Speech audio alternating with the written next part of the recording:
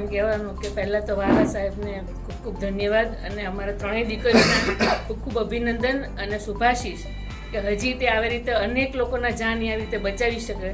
કારણ કે અમે જે કન્ડિશન મારી મમ્મીને લઈને આવ્યા હતા એની સાથે સાથે અમારા સાથે એક બીજા ભાઈ પણ હતા જેમની બહુ જ ખરાબ કન્ડિશન હતી કે એમને કોઈ જાતના કોઈ ફોર્મ ભરાવ્યા વગર પહેલાં દર્દીને પહેલાં લઈ લો ને પહેલાં એમનો જીવ બચાવો એવી તાત્કાલિક ટ્રીટમેન્ટ આપી. એનાથી અમે એટલા બધા ઇમ્પ્રેસ થઈ ગયા કે હવે આપણે બીજે ક્યાંય જવાની જરૂર નથી. જે પણ જીવતદાન કે કોઈ પણ મળશે એમની પાસે જ મળશે ને એમની પાસે જ એમનું સોલ્યુશન છે. એટલે અમે ખૂબ એમને આભારી છે. બીજું એક ખાસ કહેવાનું કે મારી મમ્મી, હું આઈસીયુમાં મળવા ગઈ મારી મમ્મીને, તો મારી મમ્મી એમ કીધું કે તમે દીકરીઓ રાખો છો ને એની કરતાં વધારે સ્ટાફની છોકરીઓ મને સાચવે છે. આખી રાત જાગીને 10-10 મિનિટે મને આવીને પૂછે છે. એટલે ખરેખર છોકરીઓ તમે એમની પાસેથી શીખો. હું તમને ભૂલી ગયા આજે આ છોકરીઓ મને યાદ રહી છે. એટલે મને સ્ટાફ માટે બહુ જ ધન્યવાદ અને થેન્ક યુ. નથી હારી જરાય.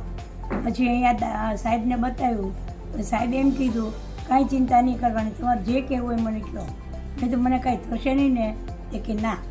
પછી મને અંદર એક દિવસ રાખીને આ કર્યું સ્ટેન્ડ મૂક્યું. પછી મેં એને ખાસ કીધું કે તમે ભગવાન અમારા, કારણ કે અમને બચાવ્યા.